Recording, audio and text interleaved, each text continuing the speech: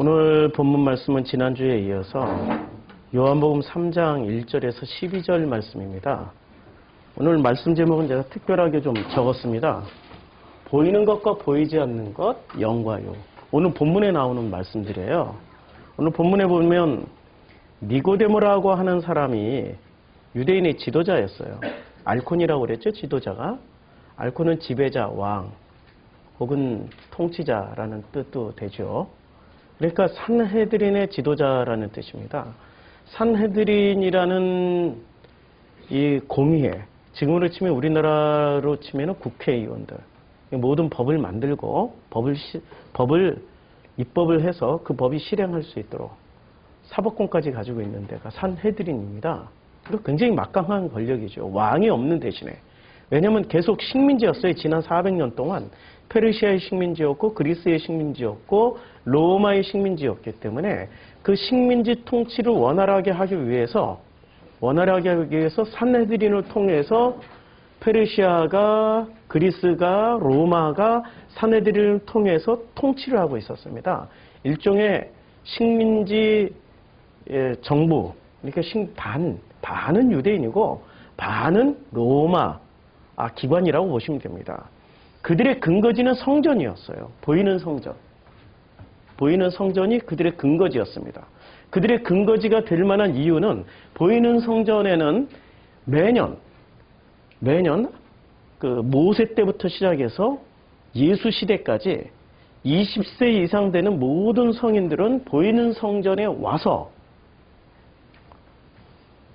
이스라엘 돈으로, 그때 로마의 돈은 디나르였어요. 디나르를 내지 않고 세겔로 반세겔씩 내는 겁니다. 예수도 그 성전의 주인이시지만 자기도 그 성전세를 내고 유월절 모임에 참석할 수밖에 없는 그런 시스템이었습니다. 그래서 산헤드린이 유지되고 산헤드린이 권력을 가지게 되는 가장 큰 이유는 보이는 성전에서 거치는 세금 때문에 가장 큰 그 권력을 유지할 수 있게 된 거죠. 그런데 이 보이는 성전을 중심으로 해서 이 성경은 참 놀랐습니다. 보이는 것과 보이지 않는 것을 말할 때 우리는 얼핏 무엇을 생각하죠? 보이는 것이 영입니까? 육입니까? 육이 보이고 보이지 않는 것이 영이라고 생각하잖아요. 성경에서는 이걸 뒤집어서 봐야 됩니다. 우리 이제까지 지난 2년 반 동안 뒤집어 보기를 엄청 많이 했잖아요. 우리 프로시코마에 출석하면서 성경 공부하면서 뒤집어 보기를 엄청 많이 했기 때문에 이제 하나도 안 이상할 겁니다. 영이 보이는 거고요. 육은 보이지 않는 거예요. 영이 실제이고 지금 오늘 본문 말씀이 결론은 미리 말씀드리는 거예요. 육은 실제가 아니라는 겁니다. 그래서 우리는 이제까지 보이는 것과 보이지 않는 것은 지극히 당연하게 성전은 눈에 보이니까 있어. 보이지 않는 건 없어. 보이는 성전은 존재했죠. 근데 어떻게 하시겠다고 그랬어요? 주님이 2장에서 척결해버리고 허물어버릴 거야. 그 대신에 무엇을 세워주신다고 그랬어요? 보이지 않는 성전을 세워주셔. 어느 게 실제죠? 보이는 성전이 실제입니까? 보이지 않는 성전이 실제입니까? 보이지 않는 성전이 실제예요.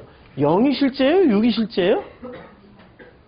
이제까지 보이지 않는 영이 실제가 아니고 보이는 것이 실제라고 그랬지만 거꾸로 말씀하고 있는 겁니다. 영이 실제이고 육이 실제가 아니야. 그렇죠? 오늘 니고데모와 예수의 얘기도 같은 얘기예요. 쭉 설명을 해드리는데, 자, 보이는 성전에서 세금을 거두던 사람들이 누구였죠? 보이는 성전에서 세금을 거두던 사람들이 세리였습니까? 산헤드린 공의에 속해 있던, 그리고 그 산헤드린 공의에서 떨어지는 떡고물을 먹고 살고 있었던 바리새 사두개인이었습니까? 바리새 사두개인들이 보이는 세리들이었어요. 보이지 않는 세리는 누구였죠? 삭개오, 마태 같은 사람들은 자기네들이 거둔 돈은 전량 어디로 가는 거죠? 로마로 가는 거예요. 이 사람들이 거두는 산헤드린에서 거둔 세금은 어디로 쓰여지는 겁니까? 로마에게 절대로 안 갑니다. 전부 다 성전을 위해서 쓰여지는 거죠. 근데 성전을 위해서 쓰여진 돈이 이게 조 단위로 거친다고 그랬죠. 조 단위로 거치는 돈이 대제사장, 산헤드린 공의회, 바리새, 사두개, 서기관까지 다 해먹고 나서도 엄청나게 남아 돌아가요. 그래서 예수 당시의 제사장의 집이나 바리새인의 집을 발굴을 합니다. 발굴을 하면은 로마 본토에 있던 호화 저택보다 더 호화스럽게 살고 있었습니다. 목욕탕을 황금으로 다 만들어버려요. 아니, 유대인들이 목욕탕이 필요합니까? 정결 예식을 위한 항아리만 필요합니까? 정결 예식을 위한 돌 항아리만 필요로 하는 거죠. 그런데 목욕탕에다가 황금칠을 해놓는 게 그때 당시에 대제사장의 집 구조였어요. 세 식구 사는 집에 노예들이 30명이 넘는 노예들을 거느리고 있는 겁니다. 밥하는 노예, 빨래하는 노예, 설거지하는 노예, 노예들 다 세분화해서. 그게 그때 당시에 산헤드린 공의회 의원들의 삶의 수준이었어요. 돈이 남아도니까. 그러니까 우리는 어떻게 생각하고 있었습니까? 보이는 세리는 마태와 삭개오 같은 로마를 대신해서 세금을 걷어들이는 세리들이 보이는 세리라고 생각을 했었어요. 그들은 보이기 때문에 공개적인 적이 됐습니다. 세리와 창녀와 함께 밥을 먹고 어울렸던 예수는 바리새인과 유대인의 공동의 적이 되어버린 거죠. 그렇죠? 보이는 세리는 그때 당시에 마태나 삭개오 같은 그런 세리들이었어요. 근데 실제로 보이지 않는 세리는 성전에서 돈을 걷어들이고 있었던 사람들이 보이지 않는 세리였어요. 그런데 예수는 누구를 선택했습니까? 보이는 세리를 선택했어요? 보이지 않는 세리를 선택했어요? 헷갈리지 마시고요. 그때 당시에 사람들의 수준으로 보면 보이는 세리, 공개적인 공공의 적, 로마의 앞잡이들, 우리로 치면 친일파들과 밥을 먹었고 그들과 함께 했어요. 그랬더니 보이지 않는 세리들이 어떻게 됐어요? 예수를 죽여버리는 거죠. 이유가 그거예요. 너는 불결한 세리와 창녀들과 함께 먹고 마시기를 즐겨하는 자다. 그렇죠? 개념이 지금 뒤집어지기 또 시작하는 거죠. 성경은 끊임없이 뒤집어서 보지 않는 이상은 반드시 걸려 넘어지게 돼 있어요. 보이는 성전 안에서는 보이지 않는 세리가 일을 하고 있어. 그래서 괄호를 쳐놓은 거예요. 이 안에 들어갈 내용들이 엄청 많아서 보이지 않는 성전에는 누가 들어가는 겁니까? 보이는 세리가 들어가는 거예요. 지금 개념이 마구마구 비틀리고 뒤집어지고 헷갈리시죠? 그래서 쉽지가 않은 거죠. 그래서 제가 설교를 하는 내용, 성경 공부하는 내용을 기초부터 따라오지 않으면은 이게 건너가기가 쉽지가 않아요. 잘 못 듣는 분들은 도로 어디로 가냐면 백투 예루살렘 하더라고요. 백투 종교로 가요. 흩어진 자들의 행로를 찾아보니까 어제 한번 쭉 마음이 심란해서 흩어진 자들, 그동안 우리 프로시코마에 나왔다가 흩어진 자들, 이 세상에 피복음까지 가 있더라고요. 피복음이 뭔지 아시죠? 그 PD수첩에 나왔잖아요. 그 안에 뭐 좌우지간, 그 안에 온갖 범죄가 횡행하고 범죄로서 유지가 되고 있는, 심지어는 사람이 실종되는 사건까지 있는 그런 데가 피복음인데 세상에 거기까지 가 있는 거예요. 못 들으니까. 자기 생각을 바꾸고 싶지 않으니까. 성경은 끊임없이 자기 생각을 바꾸라고 지금 기록해 놓은 책이에요. 자기 생각이 바뀌어야 돼요. 그래서 니고데모라고 하는 사람은 어디에 속해 있었던 사람입니까? 보이는 성전에 속해 있었어요. 예수는 보이는 성전에 속해 있었던 사람이었을까요? 보이지 않는 성전에 속해 있었던 사람이었을까요? 보이지 않는 성전을 세우러 오신 분이니까 당연히 보이지. 그러면 예수를 중심으로 생각을 해보면 보이는 성전에는 하나님이 계셨을까요? 안 계시죠? 지금 2000년 전 이야기가, 그때는 2000년 전 이야기고 지금은 해당 안 되나요? 하나님이 안 계시니까 무슨 짓을 해요? 세습하지요. 무슨 짓을 해요? 온갖 비리와 부정부패와 성추행, 성범죄를 일으켜도 건물로서 존재하고 거의 당회장으로서 존재하시잖아요. 보이는 성전에는 2000년 전에도 그랬고 지금도 그랬고 안 계신다니까요. 어디에 계세요? 보이지 않는 성전에 계시는 거죠. 그래서 고린도전서 3장 16절에 너희 몸이 성전이야. 그 성전에 내가 너희와 함께하고 있어. 그러니까 주님은 교회 안에 계세요? 우리 안에 계세요? 우리 안에 있다라고 말씀하기 위해서 이렇게 뒤집고 뒤집어서 끊임없이 우리들의 개념 정리를 바꿔버리세요. 개념을 바꿔주는 정리를 하세요. 그래서 유대인의 지도자 니고데모, 이 사람은 분명히 여기에 속해 있었던 사람입니다. 보이는 성전은 보이는 이 기득권을 유지하기 위해서 뭐를 만들죠? 시스템을 만들었어요. 성전이란 시스템에 성전을 중심으로 해서 세금을 걷고 그 성전을 중심으로 해서 재생산을 할 수 있는 생산 구조를 만들었어요. 우리 인간은 연약해가지고요. 얼마나 잘 속아 넘어가냐면은 사람은 있잖아요. 누군가가 강한 목소리를 내면은 그 강한 목소리에 그냥 따라가게 돼 있습니다. 강한 목소리를 내면은 강한 목소리에 따라가게 돼 있고 그 강한 목소리를 따라가면서 그 목소리를 자기 필터링을 해보지도 못하고 그냥 그것을 아멘, 할렐루야하고 자기 운명까지 갖다 맡겨버려요. 그 강한 목소리를 내는 사람이 박사 학위까지 가졌다면, 게다가 목사라는 사람이라면은 묻지도 따지지도 않고 그냥 갑니다. 왜 그럴까요? 자기 코드하고 맞으면. 자기 코드하고 맞으면. 옛날에 영락교에서 그 유명한 사건이 있었죠. 그 함경직 목사님의 바로 후임으로 들어가셨던 무슨 목사님이 계세요. 아실 거예요. 아주 유명한 스토리예요.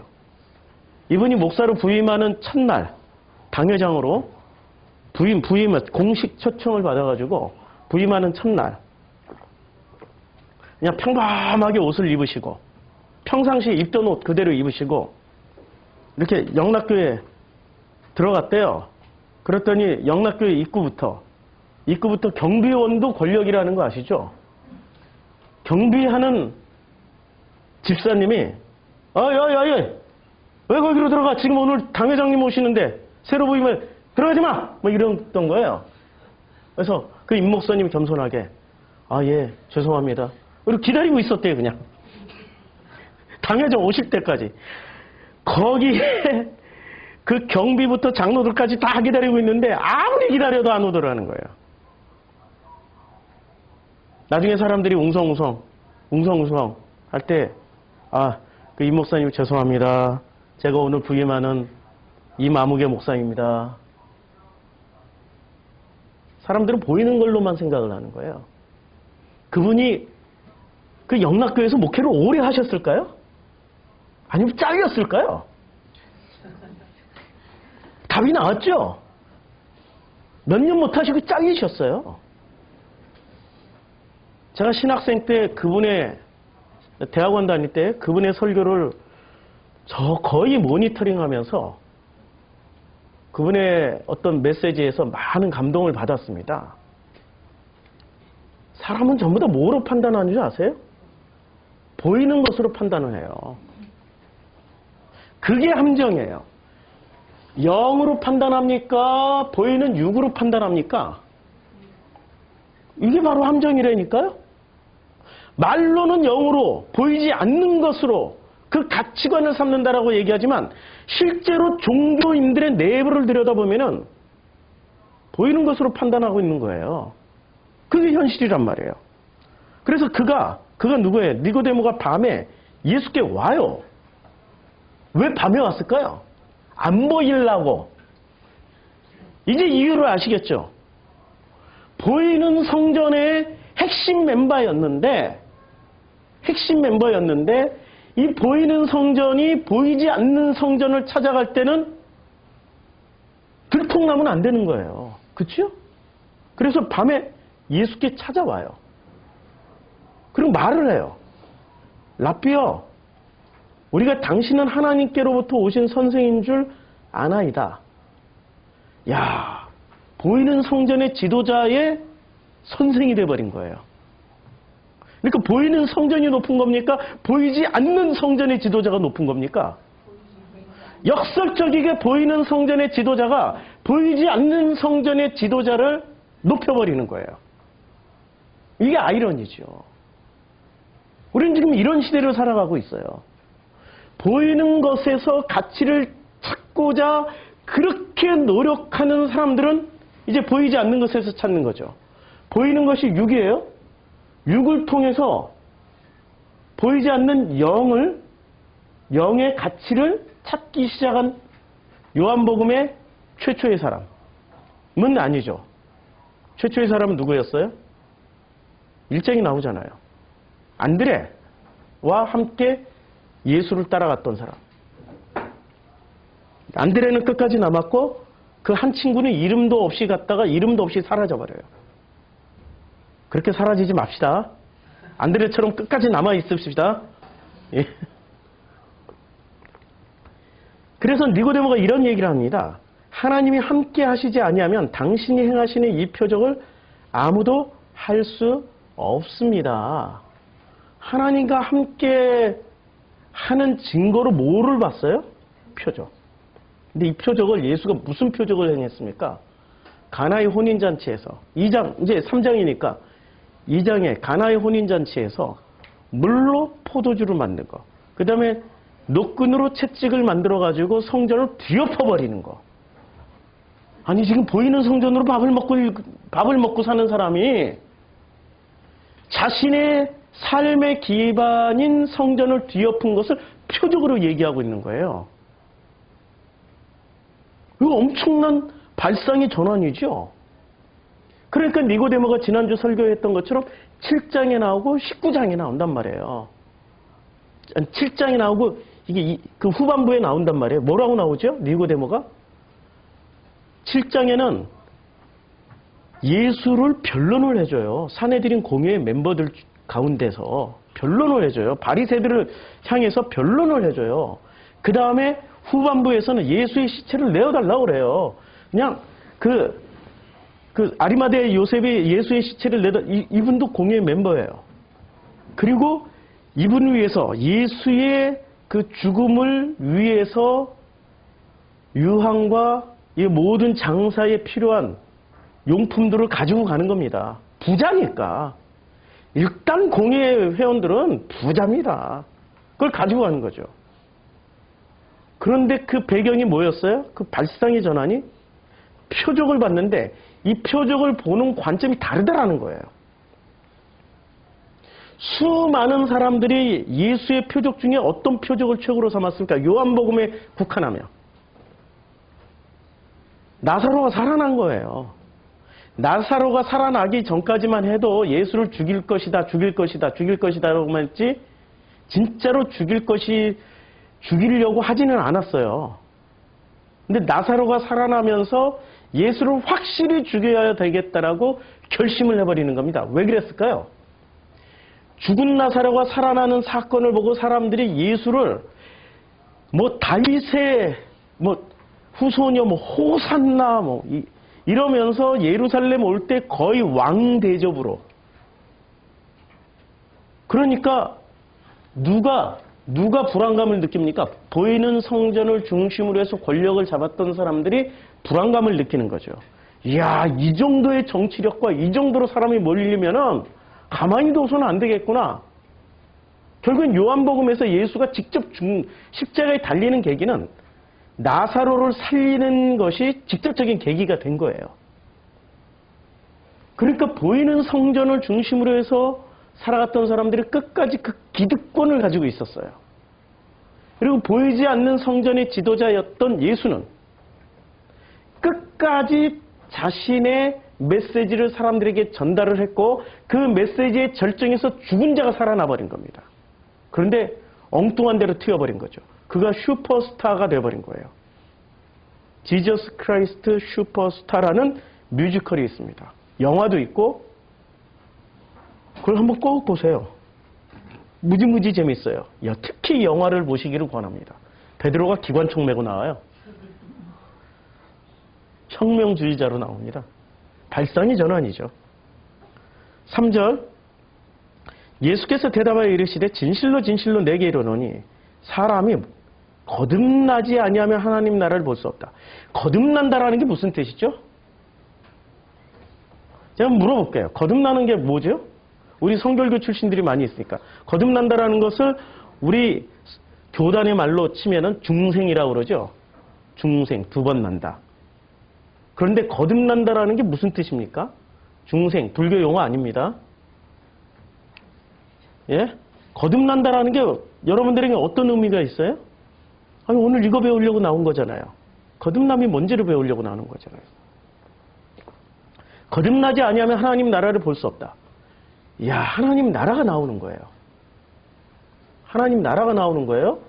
근데 이 하나님 나라가 나오는데 하나님 나라를 뭐라고 생각하고 계시죠, 지금? 죽어서 가는 천국을 지금 주님은 말씀하고 있는 걸까요? 아니면 지금 현재 이 순간의 것을 가지고 말씀하신 걸까요? 예, 역시 우리 프로시코마의 성도님들이세요. 지금 현재 이 순간의 것을 가지고 하나님 나라를 설명하시는 분이 예수이시지 죽어서 가는 나라가 하나님 나라라고 말씀하고 계시지는 절대 않으세요. 그래서 하나님 나라, 곧 천국 이야기를 제일 많이 하는 데가 어디냐면 마태복음 25장입니다. 잘 따라오셔야 돼요. 제가 지금 왔다 갔다 하고 있어요. 왔다 갔다. 왜냐하면 결론을 주면은 사람들이 결론 하나 붙잡고 그 결론을 지식 삼아서 그 결론을 그냥 확 정답으로 붙잡고 요거 하나 붙잡으면 천국 갈 수 있겠지 하고 그 결론 하나 가지고 미래지향적인 자기 자신을 만들어 놓는단 말이에요. 그렇게 하지 않기 위해서, 깨닫게 하기 위해서 왔다 갔다 합니다. 왔다 갔다. 25장에 온 이유가 뭐죠? 천국. 예. 천국 이야기. 25장 전체는 천국 이야기예요. 천국 비유예요. 천국 비유인데 이 천국 비유가 놀랍게도 죽음 다음에 얘기를 하고 있습니까? 지금 현재 얘기를 하고 있습니까?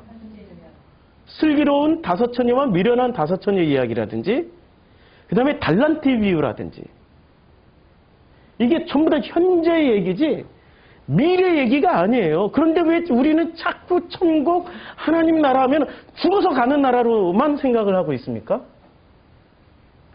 이상한 거죠? 그게 바로 종교가 심어놓은 가라지라는 거예요. 가라지는 뽑아 버려야 되는데 주님은 안 뽑는다고 그랬어요. 가라지를 왜 안 뽑을까요? 가라지 뽑다가 알곡도 다치니까. 우리 아버지의 사랑을 너무나도 놀랍게 볼 수 있는 그런 장면이잖아요. 알곡과 가라지가 공존하다가 가만 내버려도 나중에 추수 때 알곡은 모아서 곡간에 들이고 가라지는 모아서 전부 다 불에 태워버릴 거야. 그런 말씀을 하시고 계시는 거죠. 자, 여기서 우리가 잘 봐야 될 게 5과 5을 나눴어요.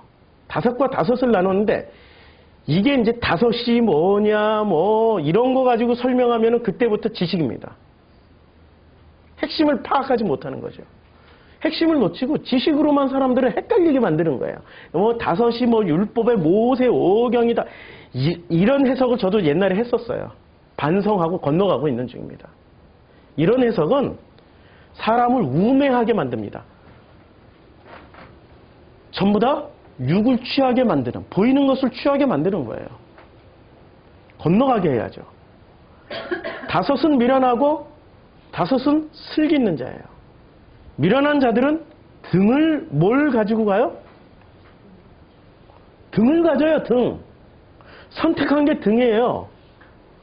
제가 원어를 다 찾아서 해드리고 싶은데 그냥 제가 요약해 드릴게요. 등이라는 단어에 제일 많이 쓰여진 그 신약성서의 용예는 등불입니다. 등. 그런데 구약성경의 70인역본에는 이 등이 출애굽기에서 지성소 안에 있는 그 등으로 등장을 하게 됩니다. 그러니까 미련한 자들은 뭐를 선택했어요? 보이는 성전에 쓰여지는 등을 가지고 왔어요. 근데 등을 가지되 뭐를 안 가져왔습니까? 기름을 가지지 아니했어요. 그러니까 껍데기만 취하고 알맹이를 안 취했다는 얘기예요. 그치요? 보이는 것은 취하되 보이지 않는 것은 취하지 않았다는 거예요. 보이는 것만 취했다는 얘기예요. 추우시면 말씀하세요. 환기 한번 시키고 하는 거니까. 예. 환기 한 번을 시키고. 자, 그 다음에 슬기 있는 자들은 뭐를 선택했습니까? 그릇을 선택했어요. 뭐를 선택했냐면 그릇에 기름을 선택했습니다. 여기 보이시죠? 잘 안 보이시죠? 나중에 동영상 보세요.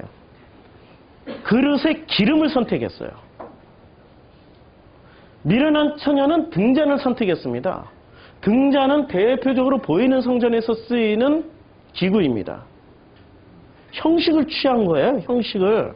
그런데 슬기로운 처녀는 기름을 선택하기 위해서 무엇을 선택한 거죠?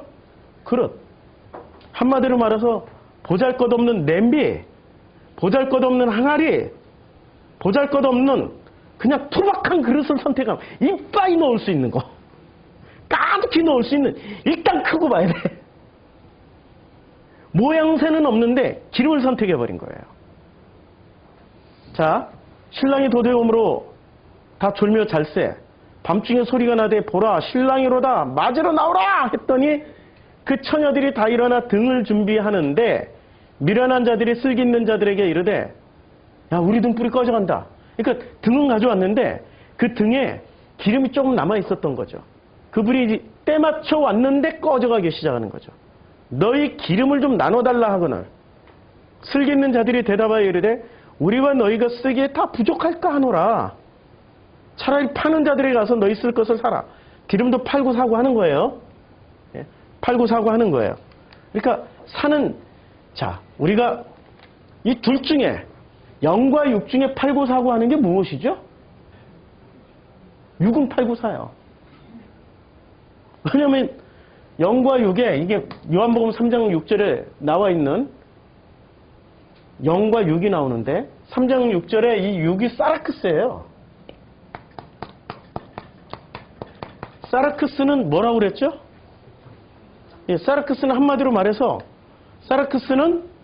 한마디로 말하면 고깃덩어리예요. 이건 팔고 살 수 있는 거예요.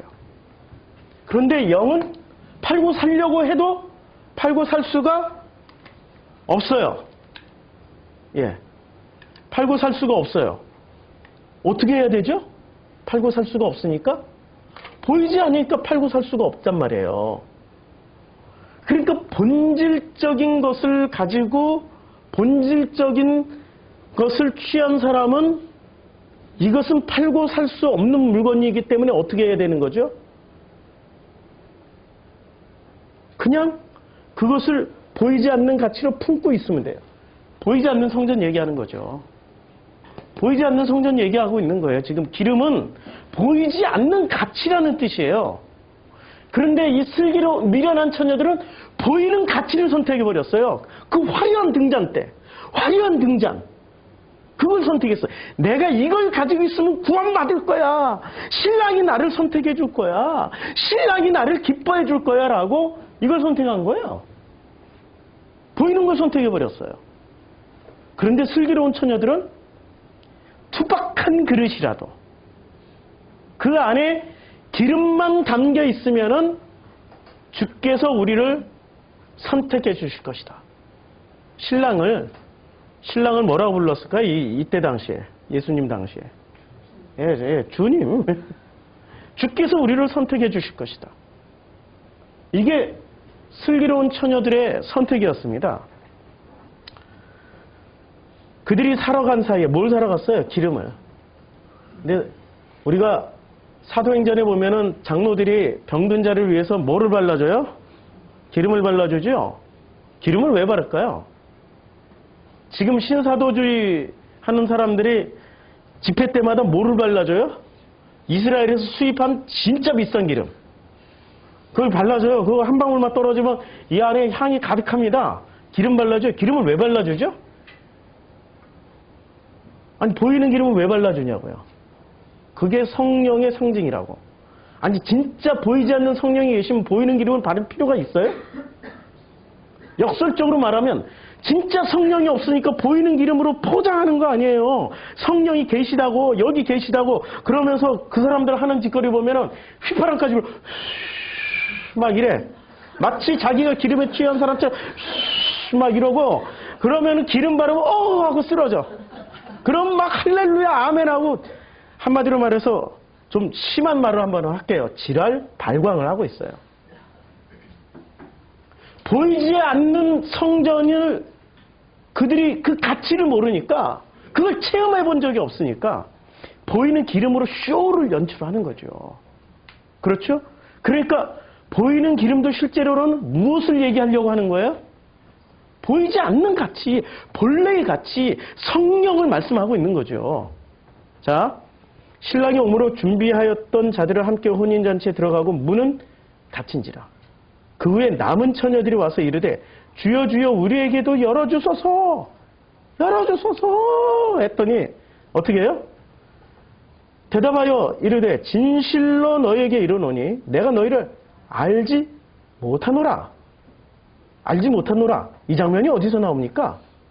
7장에 나오잖아요.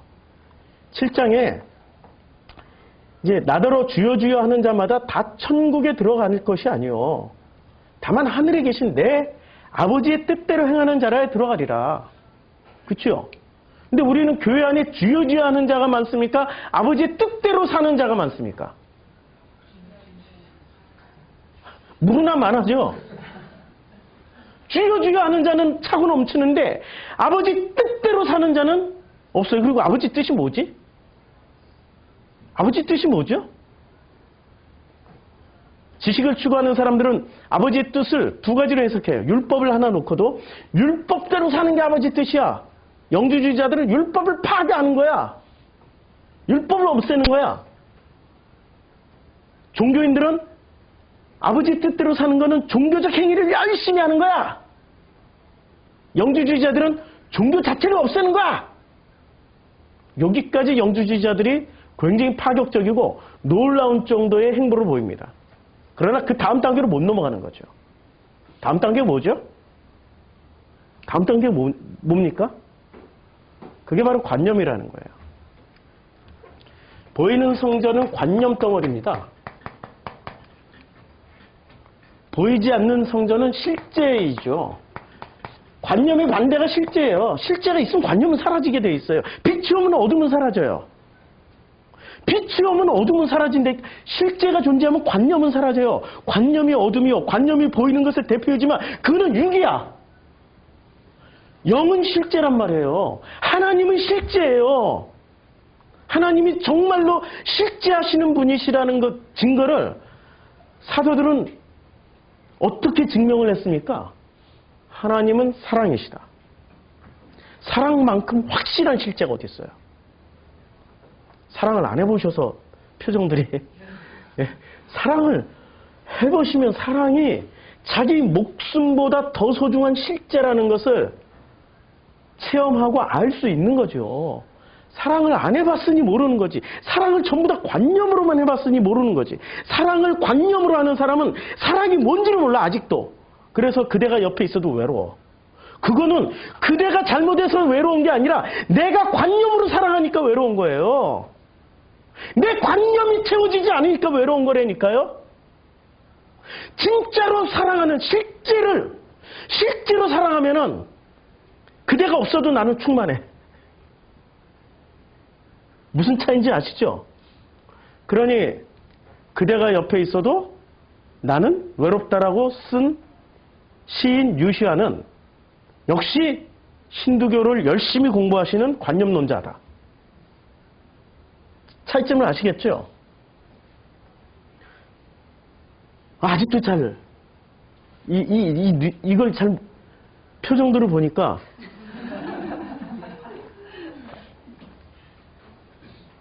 관념은 아무리 보여도 이건 실제가 아니에요. 허구예요, 이게. 이게 허구란 말입니다, 이게. 실제는 뭐냐면 눈에 보이지 않더라도 이게 실제예요. 그래서 관념은 시스템을 만들어내요. 보이니까 보이는 것을 유지하기 위해서 끊임없이 덧칠을 해야 되는 거예요. 더하고 더하고 더하고. 마치 성냥으로 옛날에 탑도 쌓았잖아요. 다방에서 그녀를 기다리면서 쌓았던 그 무수한 성냥탑, 성냥 건물들. 지금 존재합니까? 그때는 실제였는데 지금 존재하지 않는다니까요? 그녀랑 헤어졌기 때문에. 그런데 성냥탑을 쌓는 대신에 그녀를 진심으로 사랑하는 그 사람은 지금은 그녀와 함께 살고 있기 때문에 실제가 돼 있다고요.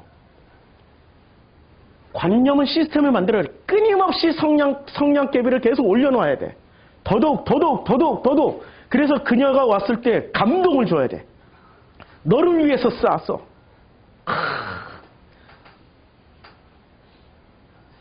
알고 봤더니 그 다방 여정호원에게 몇 시간 전부터 돈 주고 쌓아놓으라고 딱 때 맞춰서 나간.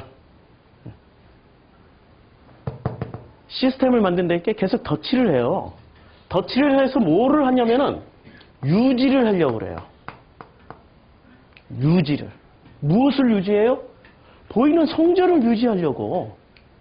보이는 성전의 실제 내용물은 관념입니다. 근데 보이지 않는 성전이 이게 실제이기 때문에 이건 해석과 분해가 가능해요.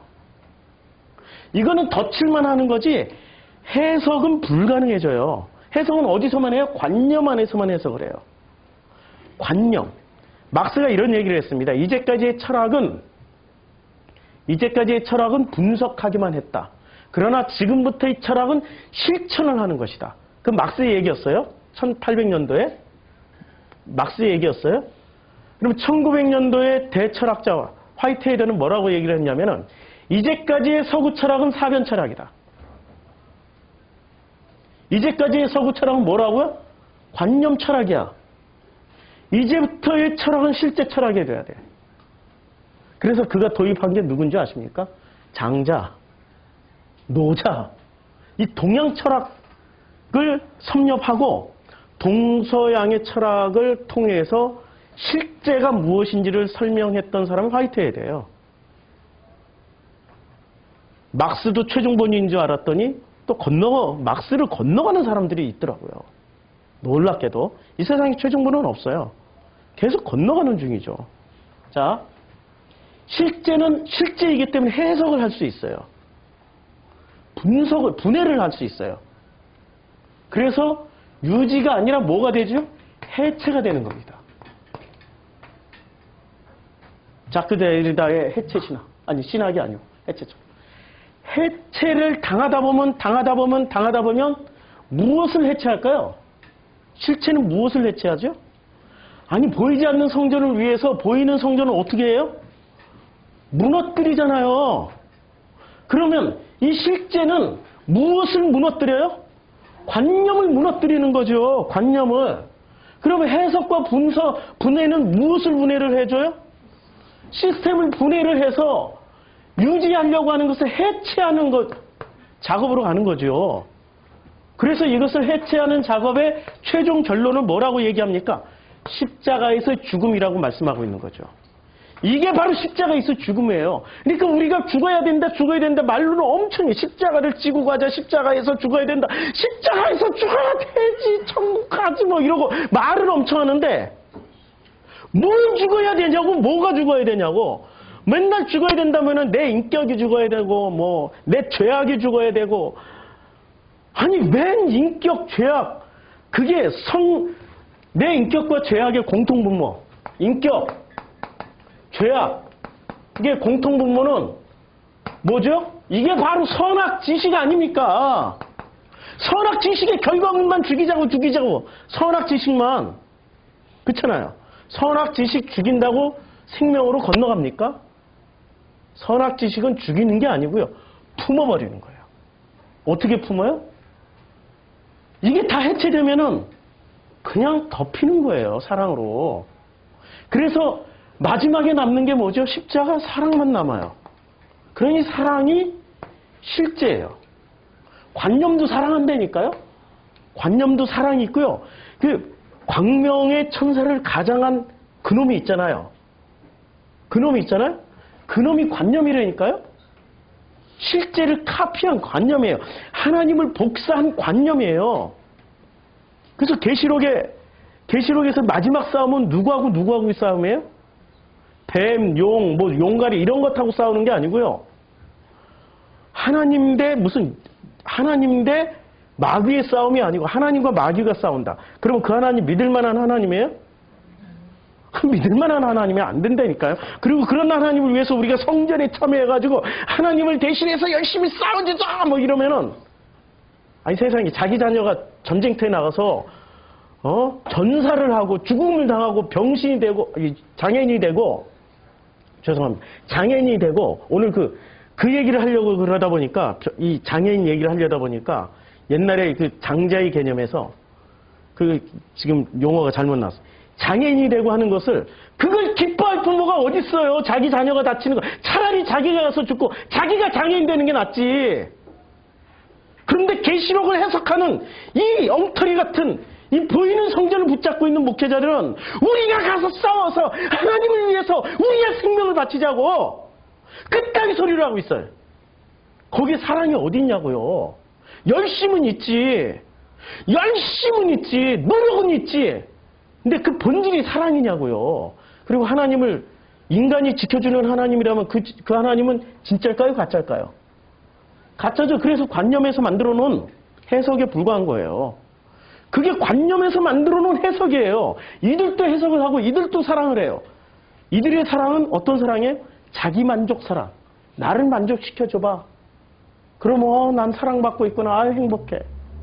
그래서 때만 되면은 결혼 때, 결혼 기념일, 무슨 뭐 생일 기념일, 이런 기념식 때 반드시 뭐를 받아야 행복하다고 생각하는 그런 관념들. 관념을 만족시켜줘야만이 사랑받고 있다라고 착각하는 사람들. 아니죠. 실제 사랑을 우리는 모르기 때문에 관념의 사랑만 꿈꾸고 있는 거죠. 그 관념은 요한계시록에 가면 다 부서져요. 다 짝퉁들 나오잖아요. 그리스도의 짝퉁, 예수의 짝퉁, 성령의 짝퉁, 하나님 짝퉁들이 다 등장하잖아요. 진짜 선지자의 짝퉁, 거짓 선지자 나오고. 전부 다 그게 어디서 만들어진다고요? 인간이 만들어놓은, 보이는 성전을 중심으로 해서 만들어놓은, 인간의 세상에서 보이는 것을 중심으로 해서 만들어놓은 관념이라는 거예요. 관념은 이 사회를 유지하는 시스템을 만들고, 이 관념을 유지하기 위해서 끊임없이 무엇을 해요? 보이지 않는 세리들이 보이는 세금을 걷어버려요. 보이지 않는 세리들이 세금을 걷어서 유지, 보수를 계속하고 있어요. 그런데 보이지 않는 성전에 존재하는 실제이신 하나님은 이 보이는 세상을 해석 분해해서 해체를 시켜버립니다. 해체당한 우리는 마지막 갈 자리가 뭐예요? 자기 죽음의 자리밖에 없어요. 나란 인간은 무익하구나. 정말 내가 관념의 대가였고 관념을 유지시켜줬던 거짓 선지자였고 마귀였고 그것이 광명의 천사를 가장한 천사였네? 가짜 천사였네? 그런 자리로 가는 거죠. 관념이 벗겨지면 내 실제를 직면해야 되거든요. 사람이 가장 힘들어하는 게 자기 자신의 실체를 직면하는 거예요. 실체를 직면하기 싫으니까 포장지를 가지고 살잖아요.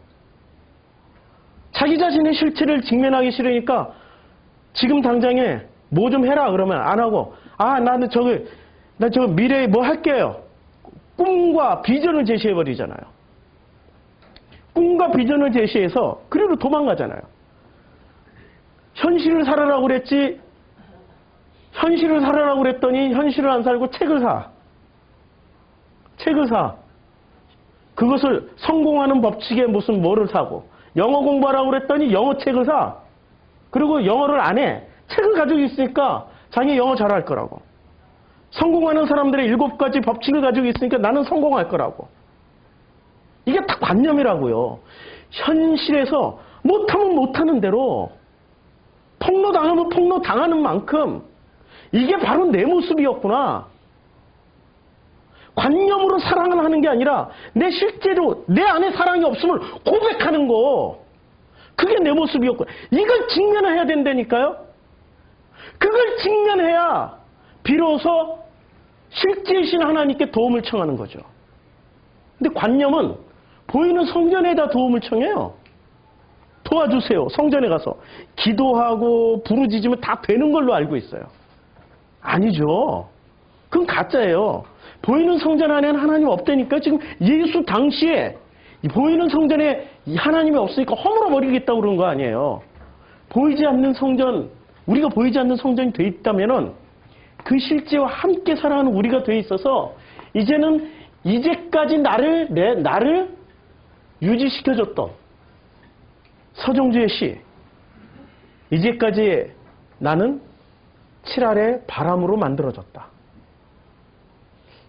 뭔가 굉장히 멋지죠. 나를 존재케 하는 건 7알이 바람이었다. 뭔가 대단한 멋있는 말인 것 같죠. 이거 설명하는 거죠. 거의 다 뻥이었다. 보이는 걸로 만들어 놓은 나는 실제로 알고 봤더니 전부 다 사라크스였더라. 이렇게 되어버리는 거죠. 자, 다시 마태복음 25장으로 건너가면은 마태복음 25장에 이제 슬기로운 처녀, 미련한 처녀가 지나가고 나서 이제 또 어떤 사람이 타국에 갈 때 그 종들을 불러 자기 소유를 맡긴 것 같으니 각각 그 재능대로 줬어요. 재능대로. 제일 중요한 건 재능대로 준 거예요. 한 사람에게는 금 5달란트, 한 사람에게는 2달란트, 한 사람에게는 1달란트를 주고 떠났어요. 그러니까 재능대로라는 게 이게 굉장히 실제죠. 현실이죠. 이 사람들의 가능성을 보고 준 게 아니에요. 그냥 생긴 모양대로 줬어요. 모양대로. 그러면 그것을 쓰라고 준 거예요. 쓰라고 줬어요. 그럼 쓰면 돼. 쓰면 돼요. 근데 어떤 사람들은 썼고 어떤 사람들은 안 썼어요. 자, 보세요. 5달란트 받은 사람은 바로 그것으로 장사를 했어요. 그러니까 이 사람은 재능이 장사하는 재능일 뿐이야. 그래서 5달란트를 남겼어요. 2달란트 받은 자도 그같이예요. 그같이 장사를 했다라고 생각하지 마시고, 장사를 했던 이 사람은 뭘 가르쳐서 그걸로 학원을 세웠던 뭐를 했던 수없이 다양한 직업이 존재. 자기 달란트대로라니까요. 전부 다 장사 달란트. 이거 이상하잖아요. 그러니까 어떤 형식으로든지 공부를 많이 해서 그걸 남길 수도 있고. 그러니까 여기서 중요한 거는 뭐예요? 자기 재능대로 그걸 썼어요. 자기 재능대로 썼다라는 게 포인트예요. 2달란트 받은 자도 그같이 하여 남겼고, 그런데 1달란트 받은 자는 어떻게 했어요? 땅을 파고 그 주인의 돈을 감추어 두었어요. 안 쓰고 감추어 두었어요. 우리는 이 장면에서 뭘 잘못했을까? 뭘 잘못했지? 라는 질문을 던질 수밖에 없는 구절이 19절에부터 나와요. 오랜 후가 한 사람의 일생이 될 수도 있어요. 우리의 일생 얘기를 하는 거예요. 우리의 한평생을 얘기하는 거예요. 지금 이게 바로 천국 얘기예요. 천국은 어떤 사람들이 들어가요? 슬기로운 처녀, 미련한 처녀. 보이는 걸 선택하는 사람들은 못 들어가요. 보이지 않는 알맹이를 선택하라는 거죠. 그 알맹이가 실제 하시는 하나님이에요. 실제 하시는 하나님. 자, 달란트 얘기는 도대체 뭐라는 걸까요? 잘 보세요. 5달란트 받은 사람에게는 5달란트를 더 가지고 와서 주인이여 내게 5달란트를 주셨는데 보소서 또 내가 5달란트를 남겼나이다. 그래 주인이 잘했도다. 착하고 충성된 종이라고 칭찬을 해요. 내가 적은 일에. 이야, 적은 일. 이거 적은 일이에요. 진짜 큰 일은 기대를 하시라고요. 우리 전부 다 달란트 받아 있어요. 어떻게 쓰는지를 가르쳐 드릴게요. 자, 2달란트 받은 사람 자도 똑같이 해요. 그런데 1달란트 받은 사람을 잘 보세요. 주인이여, 당신은 굳은 사람이라 심지 않은 데서 거두고 해치지 않는 데서 모으는 줄을 내가 알았으므로 두려워하여 나가서 당신의 달란트를 땅에 감추어 두었나이다. 어떤 차이가 있죠? 5달란트, 2달란트는 어떻게 했어요? 썼어요, 그냥. 자기 방식대로 쓴 거라니까요. 썼더니 남은 거예요. 그치요? 우리는 쓰는 남길 만한 사람들로 태어났어요. 쓰세요. 쓰고 살으세요. 근데 뭘 쓰지? 관념을 써야 되나요? 실제를 써야 되나요? 실제를 쓰란 얘기죠, 지금. 그런데 이 사람을 한 달란트 받은 사람은 지금 관념에 사로잡혀 있는 사람이에요? 실제에 사로잡혀 있는 사람이에요? 그걸 어디서 알 수 있죠? 주인을 자기가 평가하고 있단 말이에요. 보이는 성전에 있는 사람들은 하나님을 평가할까요? 평가를 안 할까요? 이 사람들이 평가를 한다니까.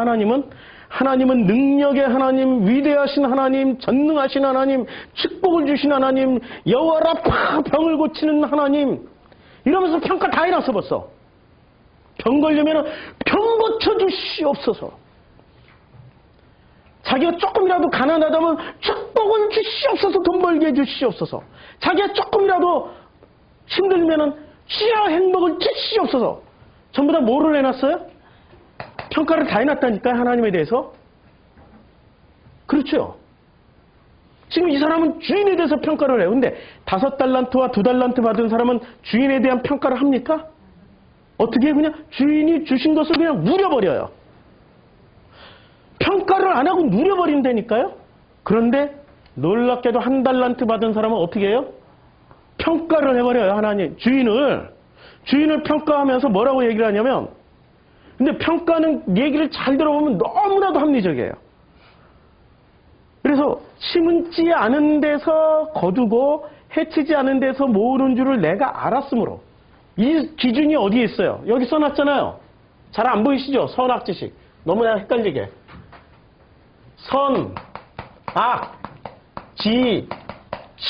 선악지식이라는 요 키워드를 가지고 지금 주인을 평가해버리는 거잖아요. 관념을 유지시키는 최고의 키워드가 선악지식입니다. 이건 허물어져야 되는 거죠. 어디로 넘어가야 돼요? 생명이 실제이잖아요. 생명이 실제이잖아요. 그 실제이신 생명으로 건너가야 되는 거죠. 그래서 당신의 달란트를 땅에 감추어 두었나이다. 보소서 하고 오히려 자랑스럽게. 보소서. 와, 얼마나 자랑스러운 장면이에요. 이때까지만 해도 이 땅에 묻었던 이 사람이 꺼내서 줄 때는 내가 주인의 의지야 주인의 뜻을 자기가 100% 알았다고 자신감 있게 지금 하고 있는 거죠. 주인의 뜻을 100% 알았다고 지금 자신감 있게 보소서 하고 딱 꺼내놨는데 주인이 딱 한마디 합니다. 악하고 게으른 종아, 나는 심지 않은 데서 거두고 해치지 않은 데서 모으는 줄을 내가 알았느냐? 아니 지금 인과 법칙을 얘기하고 있단 말이에요. 선악지식의 법칙.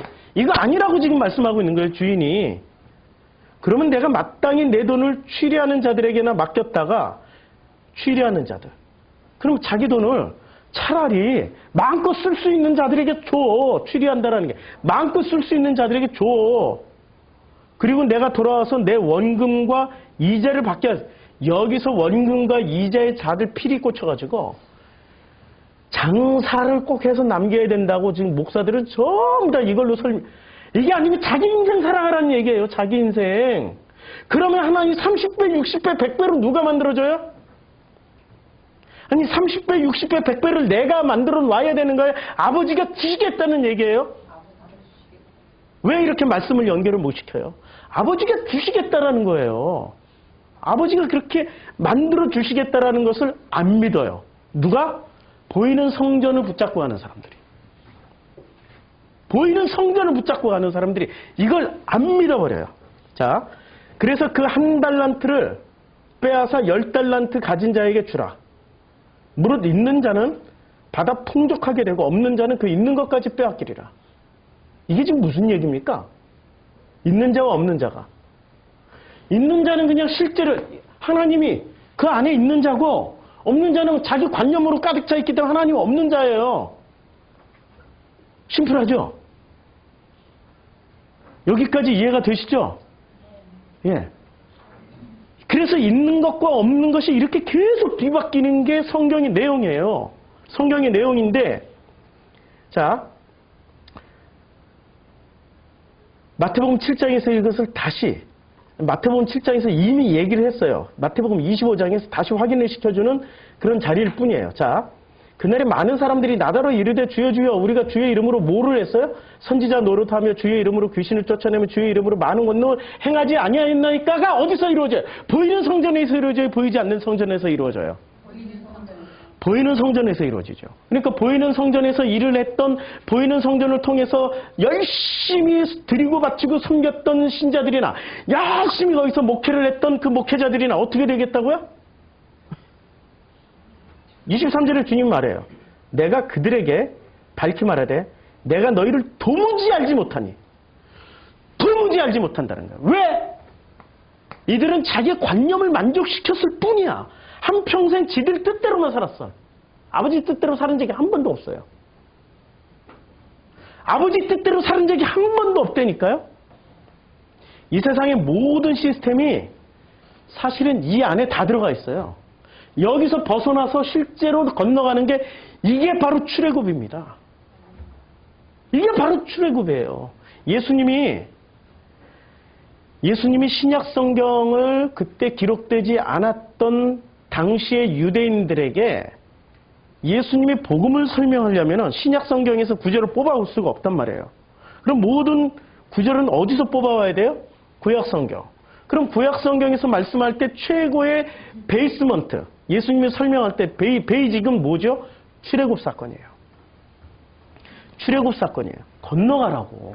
보이는 성전에서 보이지 않는 성전으로 건너가고, 니고데모 보이는 성전의 운영자에서 보이지 않는 예수로 건너가고, 보이지 않는 성전의 건축가, 지도자인 예수로 건너가고, 미련한 처녀에서 슬기로운 처녀로 건너가고, 1달란트 받은 자에게서 5달란트 받은 자로 건너가고, 그래서 건너라는 얘기예요. 건너가면 애굽에서는 어떤 시스템으로 살아요? 바로가 만들어 놓은 시스템으로 살아요. 바로는 왕이자 신이에요. 그렇죠? 바로가 만들어 놓은 시스템에서 살아요. 그러니까 바로 밑에서 살 때는 보이는 성전을 이제 싹 지우고, 자, 바로 밑에서 살 때는 바로가 만들어준 시스템 안에 충성하고 봉사하고 열심히 하면은 뭐를 해요? 밥은 먹고 살죠. 그리고 잘하면 출세도 하죠. 밥도 먹고 출세도 하고 뭐 굉장한 것들을 이렇게 가지고 살 수 있게 되겠죠. 그렇죠? 자, 우리가 출애굽을 잘 이해를 해야 됩니다. 출애굽에 보이는 성전과 보이지 않는 성전이 어디에 존재하고 있었냐면은 애굽이 있어요. 여기가 이집트입니다. 이 광야예요. 자, 이집트에는 뭐가 있었어요? 보이는 성전이 있었어요. 바로가 왕이자 신이었어요. 바로를 위해서 날마다 벽돌을 굽고 벽돌로 뭔가를 지었어요. 벽돌로 짓는 게 바벨탑이었고 벽돌로 쌓은 게 에녹성이었어요. 돌을 벽돌처럼 깎아서 만든 게 솔로몬 성전이었고요. 이들은 성전을 보이는 성전을 만들고 보이는 성전을 통해서 누구를 숭배했어요? 하나님을 숭배했어요? 바로를 숭배했어요? 바로를 숭배했어요.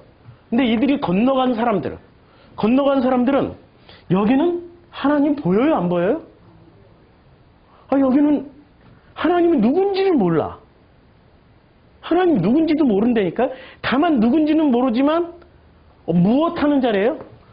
여기는 신이 보이는 신이라니까. 여기는 안 보이는 신이고, 안 보이는 신을 어떻게 이 사람들이 안 보이는 신이 있다 없다를 어떻게 알았어요? 체험으로. 광야는 체험하는 자리예요. 삶의 체험 현장이 광야예요. 무엇으로 체험합니까? 물이 없으면 물로, 먹을 것이 없으면 만나와 메추라기로, 추우면 불기둥으로, 너무 햇볕이 뜨거우면 구름기둥으로. 하나님을 체험하는 자리가 광야였어요. 그런데 그 체험만 할 뿐이지 하나님이 실제 한다, 실존한다, 이런 모양이나 이런 건 볼 수가 없었어요. 너무나도 목마른 자들이 하나님은 이거야 하고 뭐로 만들어 놨어요. 그게 뭐죠? 예, 송아지 우상을 만들어 놨어요. 하나님은 이거 굉장히 싫어했죠. 왜 싫어했어요? 여기는 보이는 것을 통해 가지고 보이는 성전에서 무엇을 만들어냈습니까? 보이는 성전에서 만들어냈던 게 관념이라는 것과 이 관념을 통해서 시스템을 만들어내서 이걸 유지를 했단 말이에요. 그렇죠? 여기는 유지 시스템이 돼 있단 말이에요. 근데 여기는 유지 시스템이 없이 오직 무엇만 해요? 체험만 하고 있다니까요. 얼마 동안? 40년 동안. 40년 동안 체험을 하고 있었어요. 40년간 체험한 사람들이 비로소 어디로 건너가죠? 가나안으로 가는 걸. 천국 가는 거죠. 우리의 관념을 떠나서 실제를 체험하는 자리가 삶의 자리입니다. 그래서 삶은 곧 예배입니다. 예배가 곧 삶입니다라고 제가 광고 시간마다 매주 강조를 하고 있죠. 이걸 얘기하기 위해서 우리가 광야 생활을 하고 있는 거죠. 불법을 행한 자들이 누구였죠? 예? 보이는 성전 붙잡고 보이는 성전이 만들어 놓은 시스템에 관념에 충실한 종들이 그게 불법을 행하는 자들이었어요. 이들도 다 한대니까요. 귀신도 내어쫓고. 그러니까 목사님 저기 귀신이 나가고 와 목사님 방언도 하고 목사님 저기 예언도 하고 와 기적이 일어나요. 큰 교회당 짓는 거 보니까 하나님이 함께 하시는 것 같아요. 와 놀라운 역사가 일어나요. 이들이 더 잘해요. 이들이. 여기는 해체당해요. 있던 살림마저 다. 여기는 예배당은 집도 한 채 지을 수 없었던 자리였어요. 40년 동안. 집 지으려면 부시고 자 이동해. 그러면 이동해야 돼. 뭘 하나 지어놓으려면 부시고 이동해. 그러면 도로 다 주섬주섬 걷어서 그냥 이동해. 눈에 보이는 거 하나 만들어 놓을 수 없는 자리가 광야였어요. 그 어떤 흔적도 없고 그 어떤 성과물도 내놓을 수가 없는 자리가 광야였어요. 근데 그럼 광야 사는 사람이 더 확신 있게 살아갈까요? 이집트에서 살아왔던 사람들이 더 확신 있게 살아갈까요? 누가 정답을 말해 주셨어요? 이집트. 이건 정답 말씀해 주셔도 돼요. 이집트에서 살아왔던 사람들이 더 확신 있게 맞아 이거야. 이거. 이게 진짜 확실해. 일하면은 돈이 나와. 먹을 게 나와. 벽돌을 구워서 건물도 올릴 수 있어. 확실하게 뭐든지 다 만지고 확인하고 할 수 있는 것들이 다 나타난단 말이에요. 그게 무슨 시스템? 이집트 시스템. 근데 광야에서는 뭘 하나 세울 수가 없어. 만들 수가 없어. 그냥 광야에서 배운 거는 해체하는 것만 배워요. 광야에서 뭘 배웠죠? 레위기 배웠잖아요. 레위기의 핵심 내용은 뭐예요? 일단 멀쩡한 거 갖다가 놓고 죽여. 그 다음에 가죽을 벗기고 고기와 기름을 분리해. 내장을 분리해. 그 내장에서도 똥과 기름을 또 다 분리해. 뭐를 배우는 거예요? 해석과 분해를 배운다니까. 해체를 배우는 거예요. 해체를. 해체 당하는 걸 배우는 거예요. 광야에서는 해체 당하면 돼. 그래야 해체 당한 사람들이 어디로 가요? 해체 당하고 있습니까? 당하고 있어요? 아멘 하는 분들은 복이 있는 거예요. 너무 괴롭죠? 근데 있잖아요. 희한한 게 있어요. 처음에 맞을 때는 죽을 것 같이 아파요. 진짜 죽을 것 같았어요. 근데 한 2, 3년쯤 맞다 보면은 안 죽는다는 거 알게 돼. 4, 5년쯤 맞다 보면은 에휴 지나가겠지 뭐. 이 또한 지나가리라. 이 또한 지나가리라. 이 또한 지나가리라. 이게 한 10년쯤 지나가면은 이게 지나갔는지 안 지나갔는지도 몰라. 아시죠? 경험했죠? 그게 하나님의 은혜라니까요. 그게 하나님이 우리들에게 주시는 놀라운 삶의 현장이란 말입니다. 그럼 나 혼자 맞으면 너무나도 분하고 억울하잖아요. 누가 와서 같이 맞아줘요? 십자가에서 달리신 그분이 같이 맞아주고 있다니까. 그분이 아버지예요. 누가 나 같은 인간을 위해서 해체당하고 분해당하는데 같이 해체당하고 분해당하는 그 아픔을 같이 겪으시겠어요? 그게 아버지라니까요. 그 아버지의 그 사랑을 체험하는 것이 이 광야의 삶의 현장이에요. 이걸 지금 요한복음 3장에서 니고데모한테 얘기를 하니까 니고데모가 이걸 알아듣습니까? 니고데모가 알아들어요? 이 사람은 어디에 속해 있어요? 관념. 보이는 성전에 속해 있으니 이 사람은 못 알아듣는 거야. 그러니까 무슨 얘기를 합니까? 4절에. 니고데모 이르되 사람이 늙으면 어떻게 날 수 있사옵니까? 두 번째 모태에 들어갔다 날 수 있사옵나이까? 뭐 이딴 소리를 하는 거야. 그러니까 이 사람은 철저하게 관념으로, 자기 관념으로 머리를 계속 굴려가지고 예수에게 정답을 내놓으려고 하는데 예수는 정답을 줄까요? 안 줄까요? 절대 안 주죠. 왜냐면 체험의 영역이니까 이거는 정답 줘봐야 정답 붙잡고 주저앉아버려. 안 건너가. 정답 붙잡은 사람은 주저앉아요. 그 정답 붙잡고 여기가 천국이니 여기가 변화산에서 정답을 붙잡았어.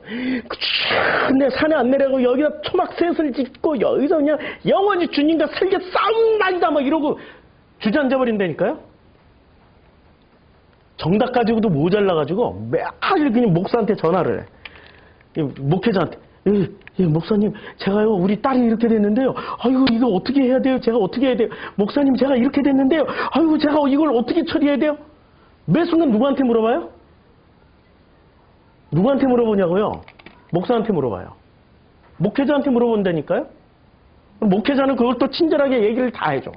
아, 자매님이 이렇게 하시고 저렇게 하시고 어쩌고. 어느 순간 그 구조가 딱 굳어버리면 뭐가 돼 있습니까? 노예가 돼 있어요. 종이 돼 있다니까요? 아니, 목사는 그럴 때마다, 이건 내 영역이 아니고 성령님의 영역이니까 보이지 않는 성전에 실제이신 하나님이 당신 안에 있잖아요. 그분하고 상의해서 하세요. 나는 설교자지 내가 무슨 상담자인가? 하긴 내 마누라가 좀 상담 전공을 했으니까 내 아내가 그분한테 물어보시든지 뭐 위로를 받으시려면 인간적인 위로는 잘해줘요, 저분이. 그러니까 그분한테 전화를 하시고 나는 중매장이고 나는 설교자이니까 당신 안에 있는 실제하고 알아서 쇼부 보세요. 쇼당을 걸든지. 그러면 되잖아요. 근데 니고데모는 끊임없이 정답을 얘기를 하려고 노력하는 사람이에요. 5절에 예수께서 대답하시되 진실로 이제 엄청 강조하셨어요. 내게 이르노니 사람이 물과 성령으로 나지 아니하면, 이야, 물과 성령이라고 그러니까 물로 세례를 반드시 받아야 되고 성령 세례를 반드시 받아야 되고. 자, 물은 보여요, 안 보여요? 그러니까 뭐죠?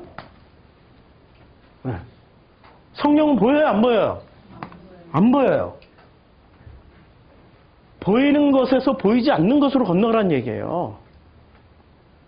이렇게 간단한 건데 우리는 예식 절차만 주구장창 세례를 안 받으면 마치 구원받을 수 없다라고.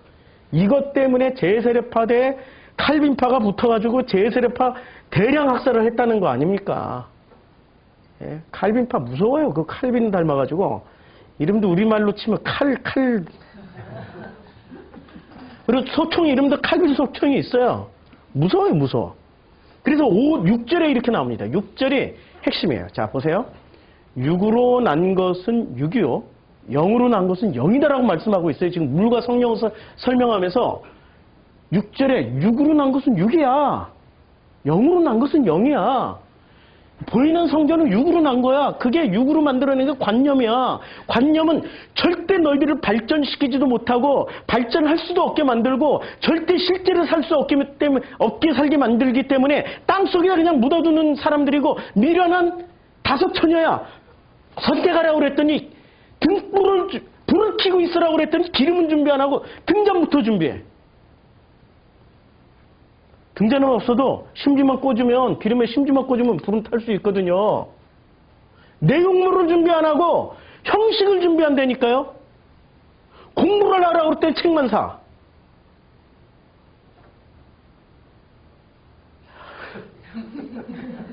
제 얘기예요, 제 얘기. 옛날에 가방에 책을 한 5권 이상씩 들고 다녔어요. 대학교 때. 어렸을 때. 가방이 엄청 무거웠어요. 책을 5권 이상씩 넣어가지고 다니는데 그것도 이렇게 두꺼운 책들.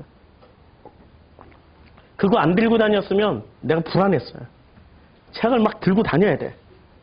들고 다니면서 여하튼 책을 펴놓고 있어야 돼. 그래야 안심이 돼. 요새는 책 안 펴놔도 안심이 돼요. 영어 공부하라고 그랬더니 영어는 이게 근육이 풀어져야 돼요. 영어는 훈련이지 공부가 아니거든요. 그리고 지금부터 훈련을 하면 돼. 굿모닝부터. 굿모닝 하루에 1000번쯤 하면 어때? 굿모닝, 굿아프터눈. 이거부터 시작해서 입이 떨어져야지 영어가 되는 거거든요. 근데 영어라고 그랬더니 영어 책만 잔뜩 사놔. 그리고 나 영어 잘할 거야. 그거 철저하게 관념이에요. 어디 실제를 살아가냐고요. 실제를 안 살고 관념만 사는 사람들의 대표적인 모습이에요. 실제를 살아가라고요. 관념은 근심 걱정 막 미래에 대해서 내가 합격하면 어떻게 이거 떨어지면 어떻게 전부 관념. 실제를 살아가면 떨어져도 어때? 합격하면 어때? 아유 주님이 알아서 내 안에 실제이신 그분만 있으면 괜찮아. 그치요? 또 관념에 붙잡혀 있으니까 너무 불안하고 공포스럽고 모든 것이 안 되면 어떻게 될까? 전부 다 자기 자신의 실제와 직면하는 게 두려운 거예요. 관념은 절대 자기 자신의 실제를 직면하지 못하게 만들어 놓습니다. 근데 실제이신 하나님은 자신의 실제로 내가 좀 공부 좀 못하면 어때? 떨어지면 어때? 내가 운동 능력이 안 되면 어때? 내가 살이 좀 쪘으면 어때? 배가 좀 나왔으면 어때? 못생겼으면 어때? 한 달란트 받았다고 그걸 땅속에다 묻어놓고 히치코모리가 돼가지고 안 나와버린다니까요.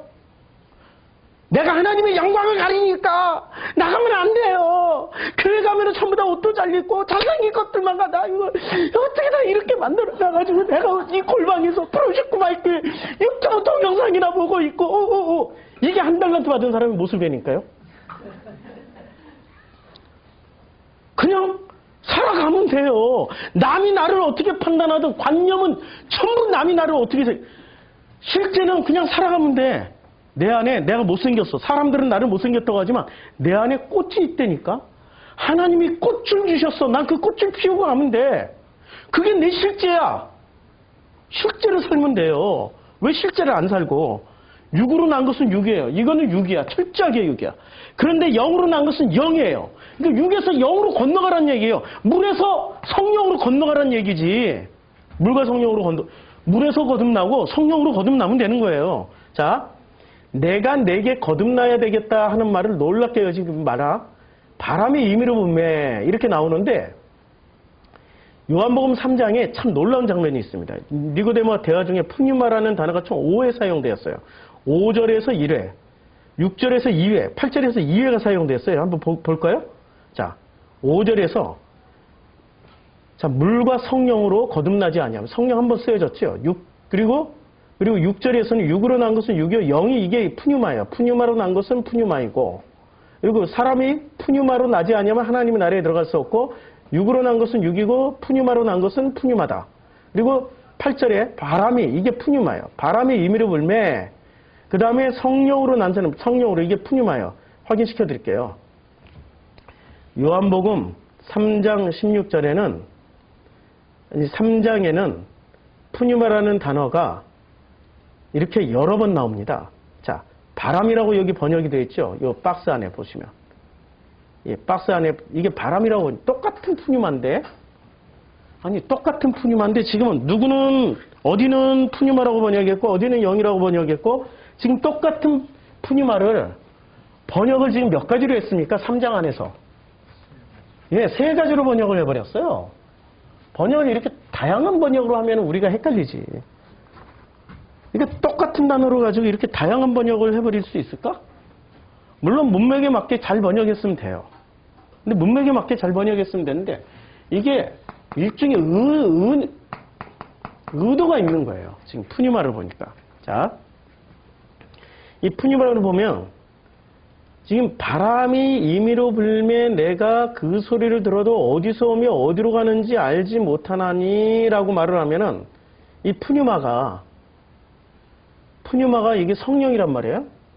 성령은 바람으로 싹 바꾸고 마치 자연현상에서 바람이 이렇게 불고 저렇게 부니까 바람이 어디서 부는지 임의로 분다라는 그 내용을 가지고 야 성령은 임의로 이렇게 오기도 하고 안 오기도 하고 이런 식으로 생각할 수밖에 없게 되잖아요. 그렇죠? 요한복음은 14장부터 시작해가지고 17장 사이에 보혜사 성령이 등장을 합니다. 주님이 뭐라고 말씀하세요? 내가 너희를 떠나지 아니하면 보혜사 성령이 안 와. 내가 죽는 것이 너에게 유익해. 그래야 보혜사 성령이 와서 너희들과 함께하는 거야.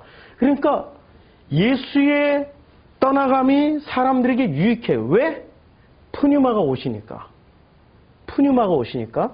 그러면 푸뉴마가 오셔서 하실 일이 어떤 일을 하시겠다는 얘기예요? 예수가 못다 한 일을 나머지를 다 해주시겠다는 얘기잖아요.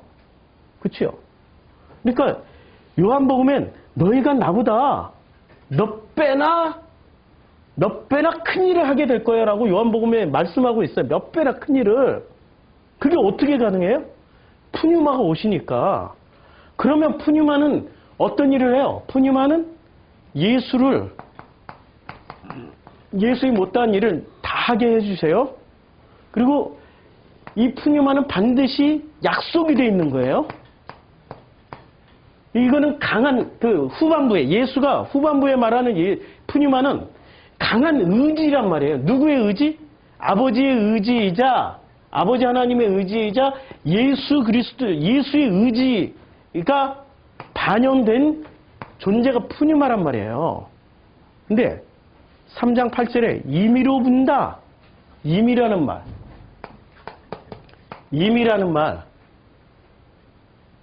아니, 그럼 임의가 되면 어떻게 돼요? 강한 의지하고 상관없는 거 아니에요.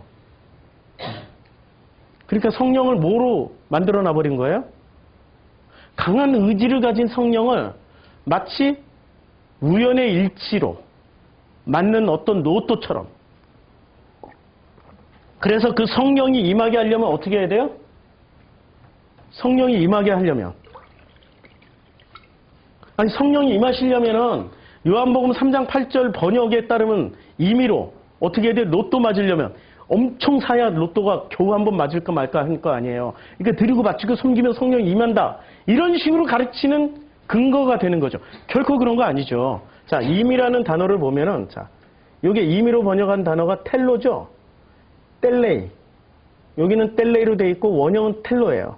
자, 이 텔로를 한번 봅시다. 자, 여기 찾아놨어요. 바람이 임의로 불매. 요게 임의로예요. 잘 안 보이시지만 요게 성경 구절을 바람이 임의로 불매 내가 임의로 요 임의로라고 여기 임의로라고 하는 게 텔로예요. 같은 단어예요. 고전 헬라어 문법에서는 뭐라고 나오냐면은 뜻을 강요하거나 압박한다는 의미에서 무엇 하려고 한다를 의미한대. 이게 강한 의지를 가지고 뭔가 하려고 할 때 텔로로 쓰는 거예요. 텔로. 이게 텔로. 어제 많이 듣던 단어 아니에요? 예?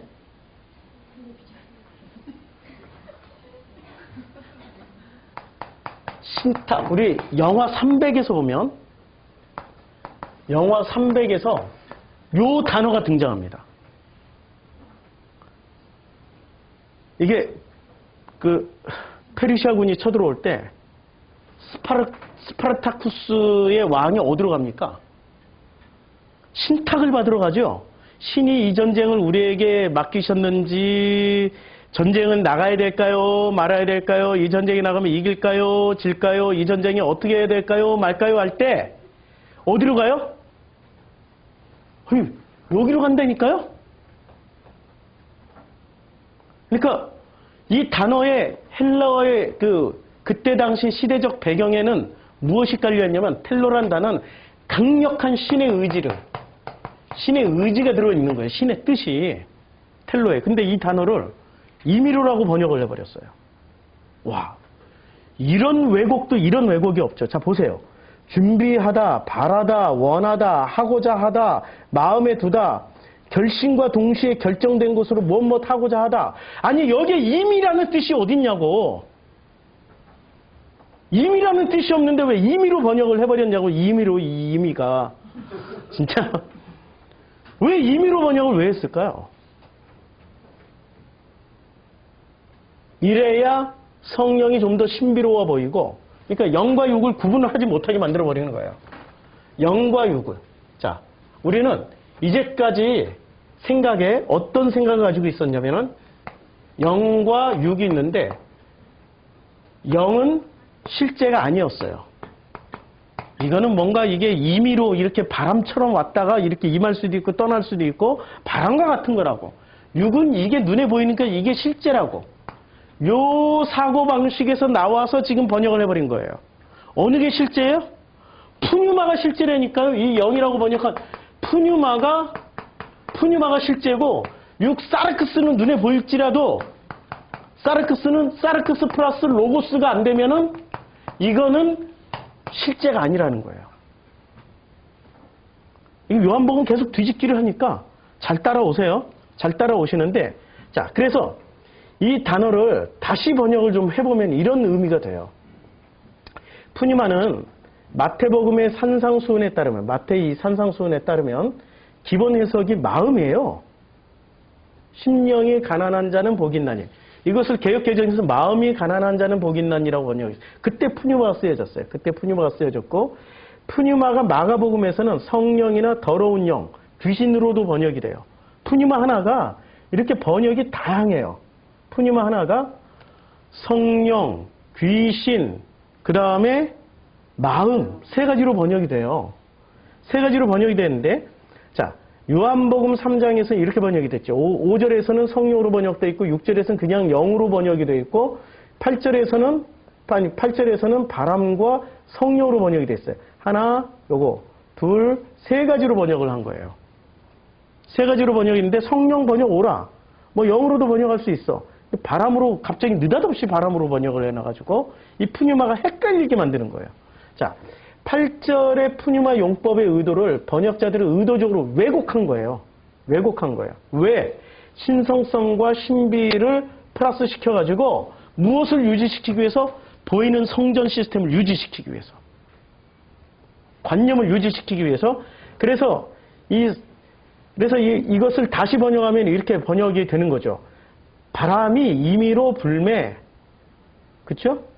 그래서 이것을 이제 성령은, 푸뉴마는, 제가 이제 다시 번역하는 거예요.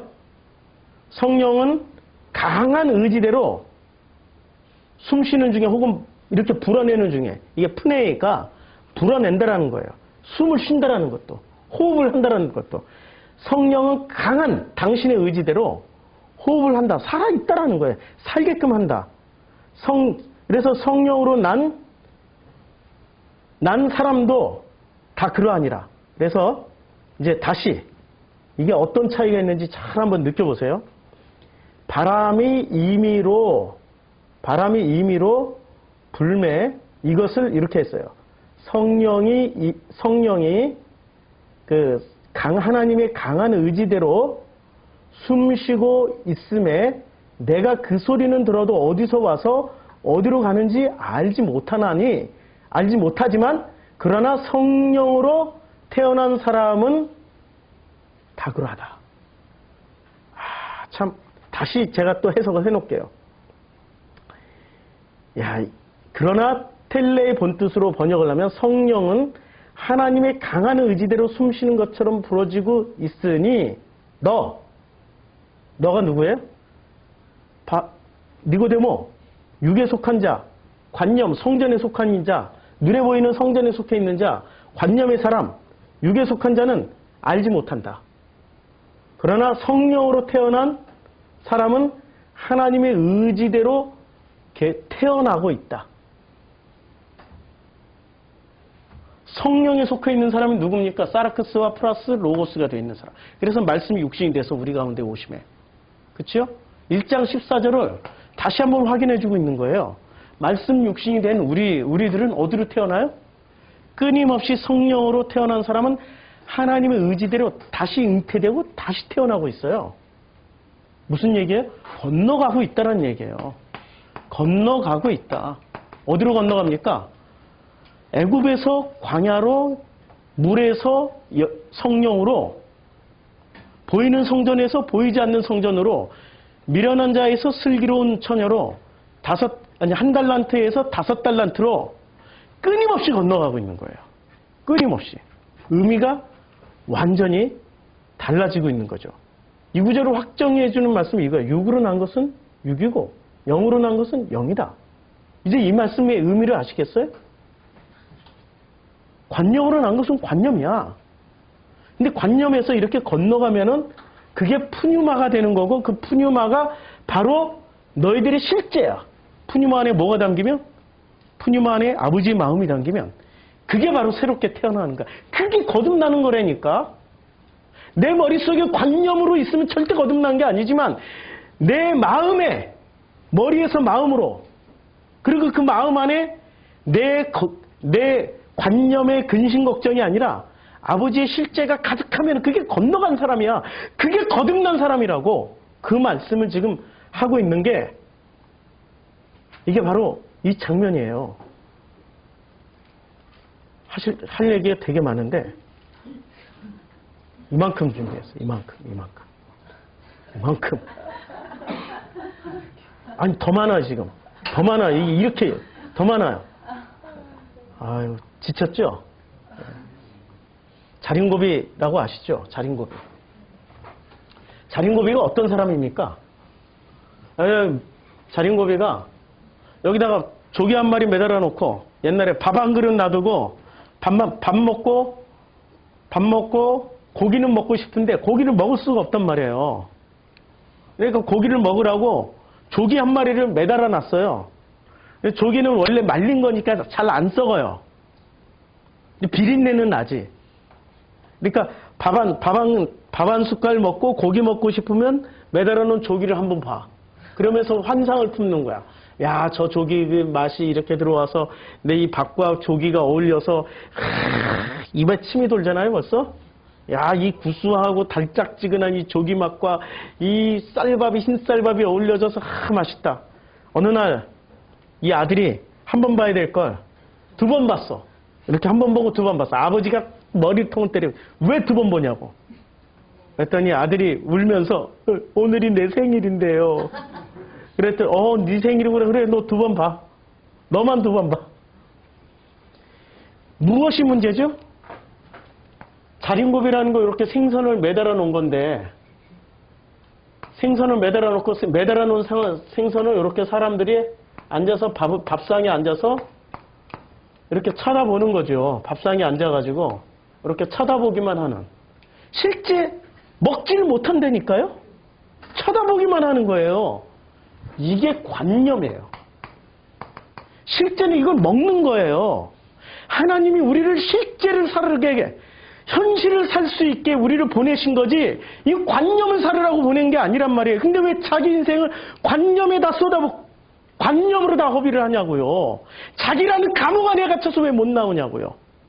진리를 알지니 진리가 너희를 자유케 하리라고 그랬단 말이에요. 관념 밖으로 나와야 자유가 되는 거예요. 율법에서 벗어나는 게 자유가 아니고 종교에서 벗어나는 게 자유가 아니라 자기가 만든 인류가 만들어 놓은 관념 밖으로 나오는 게 자유케 되는 거예요. 현실을 살으시라고요. 실제를 살으시라고요. 그 실제를 사는 자리가 광야부터 시작되는 겁니다. 그런데 그 실제는 실체가 안 보여요. 애굽 땅에서는 성전도 보이고 황금덩어리도 보이고 신도 보이고 다 보이지만 광야로 나오는 순간부터는 하나님도 안 보여. 성전도 안 보여. 왕도 없어. 먹을 것도 기약이 안 돼 있어. 쌓아놓은 곡식도 없어.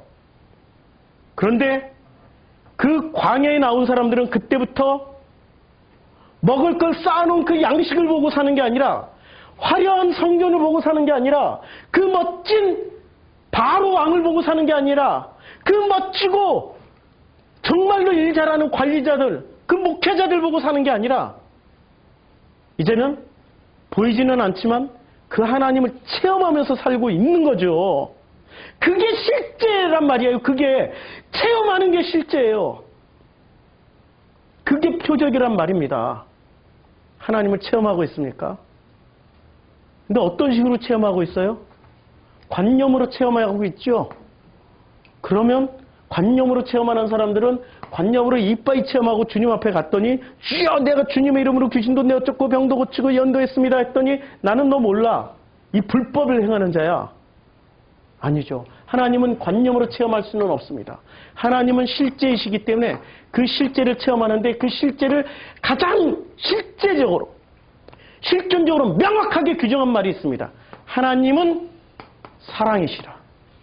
실제로 뭐로 체험해요? 사랑. 사랑은 관계 속에서 체험하는 겁니다. 관념은 사랑을 뭐라고 얘기하죠? 우아하고 멋지고 아름답고 행복한 거. 그러나 실제의 사랑은 아픈 사랑. 너무 아파서 울 수밖에 없는 사랑. 그게 아버지의 사랑이잖아요. 아버지가 우리를 보고 울고 계시잖아요. 당신이 먼저 아프셨잖아요. 관념의 사랑을 떠나서 실제의 사랑을 체험하시면서 살으시기를 주님의 이름으로 축원합니다. 기도하겠습니다. 아버지 하나님, 참 우리는 너무나도 놀랍게 이 관념 속에서 관념이 전부인 것처럼 그렇게 살아가고 있습니다. 관념을 벗어나서 이제 실제이신 아버지를 누리며 체험하며 이 현실을 마음껏 살 수 있도록 축복하여 주시옵소서. 모든 꿈을 미래에다 두는 천국에다 두고 모든 꿈을 죽어서 가는 것에다 두지 않고 바로 지금 이 순간 여기가 천국이 되고 여기서 누릴 수 있는 그런 실제적인 삶을 살 수 있도록 축복하여 주시오. 보시기에 좋은, 하나님 보시기에 참으로 아름다운 존재들입니다. 우리들을 축복하여 주셔서 감사드립니다. 관념을 내려놓고 이제는 쓸모없는 것은 하나도 없다. 하나님 보시기에 아름다운 존재들이다. 이제 이 현실에 부닥치며 살아갈 때 광야에서의 그 체험이 우리들 가운데 가득히 있기를 간절히 소원합니다. 이제는 우리 주 예수 그리스도의 은혜와 하나님 아버지의 거룩하시고 극진하신 사랑과 성령님의 감화감동, 위로 충만한 교통의 은혜가 이 예배를 드린 우리 프로시쿠마의 성도님들과 그의 가정 위에 함께 참여하고 있는 인터넷 성도님들 머리 위에 이제로부터 영원토록 함께 하실지어다. 아멘.